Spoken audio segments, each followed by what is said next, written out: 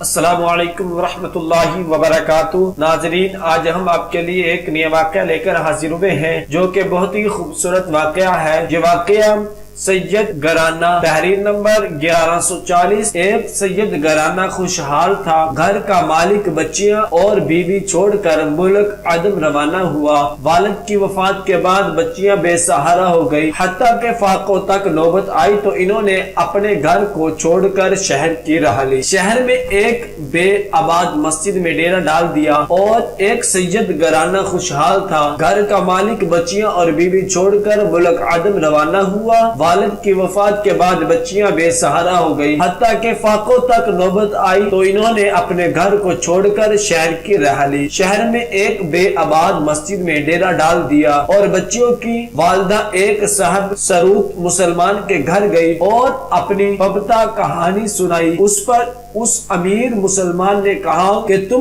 اپنے سید ہونے کا ثبوت فراہم کرو اور میرے پاس گواہ لاؤ۔ وہ پریشانی میں اس کا در چھوڑ کر مجوسی کے ہاں میں بچیوں کے چلی گئی۔ اس مجوسی نے ان کی نہایت اعلیٰ طریق سے آؤ بہگت کی۔ رات خواب میں اس امیر آدمی نے دیکھا کہ روز حشر ہے اور حضور صلی اللہ علیہ وسلم پر حمد کا پرچم لہرایا رہا ہے اور قریب ایک جنت کا محل ہے۔ اس نے کہا، یا رسول اللہ صلی اللہ علیہ وسلم، یہ محل کس کا ہے؟ آپ صلی اللہ علیہ وسلم نے فرمایا، ایک مسلمان کے لیے ہے۔ اس نے کہا، میں آپ کا مسلمان ہو۔ آپ صلی اللہ علیہ وسلم نے فرمایا، اس کے ثبوت کے لیے گواہ لاؤ۔ اب وہ بہت حیران ہوا۔ اس کی حیرانی دیکھ کر آپ نے فرمایا، اس عورت سے تم نے سیدہ ہونے کی گواہی طلب کی تھی، اس پر اس کی آنکھ کھل گئی۔ اس نے بہت کوشش کر کے مجوسی کے ہاں اسی سیدہ اور بچیوں کو تلاش کر لیا اور مجوسی کی خوش آمد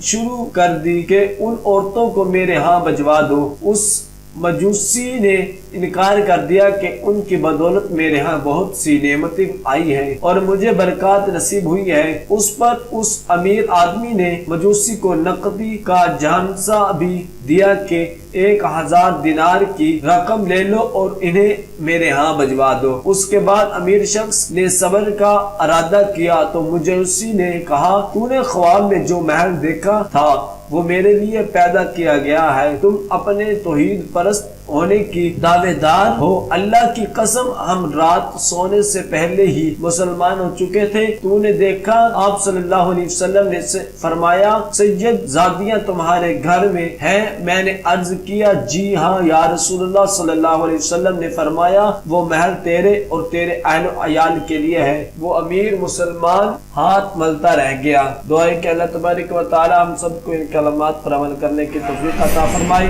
صدق اللہ العظیم۔